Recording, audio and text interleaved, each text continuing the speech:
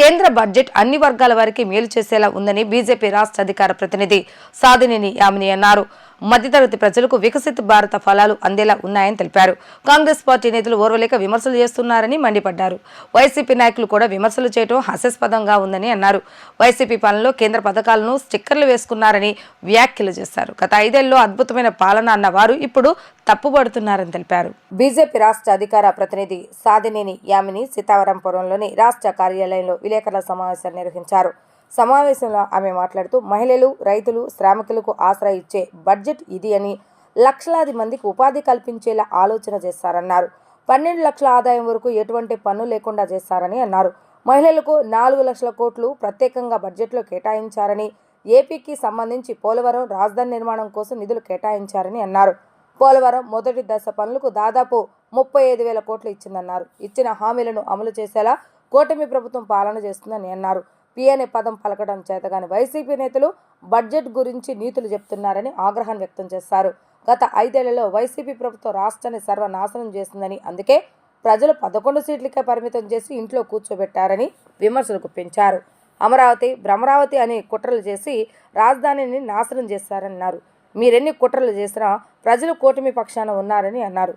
అర్ధరాత్రి తలుపులు మూసి విభజన చేసిన కాంగ్రెస్కు తమను విమర్శించే అర్హత లేదని అన్నారు. పిల్ల కాంగ్రెస్ కూడా రాష్ట్రాన్ని నాశనం చేసి ఇప్పుడు నీతులు వల్లిస్తుందని వ్యాఖ్యలు చేశారు. మోడీ ఆధ్వర్యంలో అనేక రైల్వే ప్రాజెక్టులు, జాతీయ రహదారుల నిర్మాణం ఏపీలో జరిగిందని అన్నారు.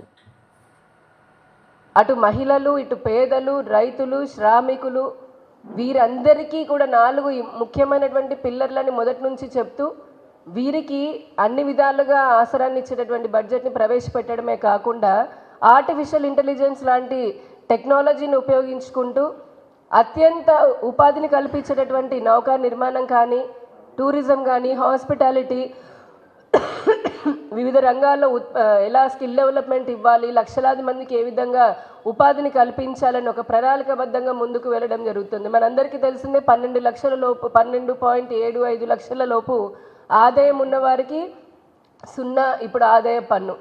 ఆ తర్వాత కూడా 0 నుంచి 4 లక్షల వరకు 5% ఇలాగ స్లాబులు పెట్టారు. ఇవే కాకుండా సీనియర్ సిటిజన్లకి టీడీఎస్ ఇదివరకు 50,000 లోపు ఉంటే కనుక టీడీఎస్ పడేది, ఇప్పుడు దాన్ని 1,00,000 రూపాయలకి మినహాయింపును పెంచడం జరిగింది. మహిళలకి మనం చూస్తే మహిళలు అనగానే కేవలం మహిళా శిశు సంక్షేమ శాఖనే గుర్తొస్తూ ఉంటుంది.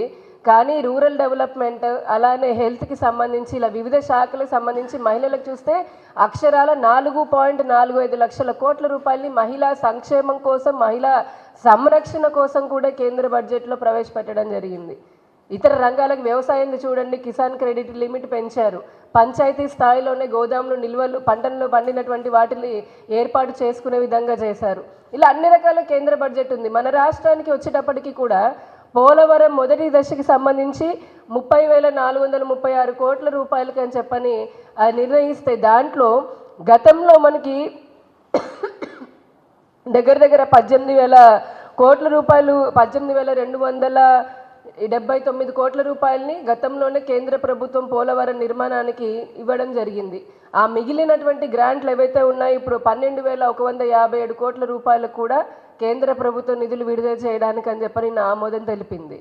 అంటే పోలవరానికి సంబంధించి మొదటి దశ ఏదైతే ఉందో దానికి సంబంధించి మొత్తంగా 30,436 కోట్ల రూపాయలని కేంద్ర ప్రభుత్వము ఇదివరకు ఇచ్చినవి కాకుండా ఇప్పుడు ఇచ్చి ఆ మొత్తాన్ని భరించి త్వరితగతిన ఏదైతే 2026-27 కల్లా పూర్తి చేయాలన్న లక్ష్యానికి అటు ఎన్డీఏ కేంద్ర ప్రభుత్వం, ఇటు రాష్ట్రంలో ఉన్నటువంటి కూటమి ప్రభుత్వం చిత్తశుద్ధితోటి ఉన్నాము. మేము అహర్నిశలు కూడా పనిచేస్తున్నాం.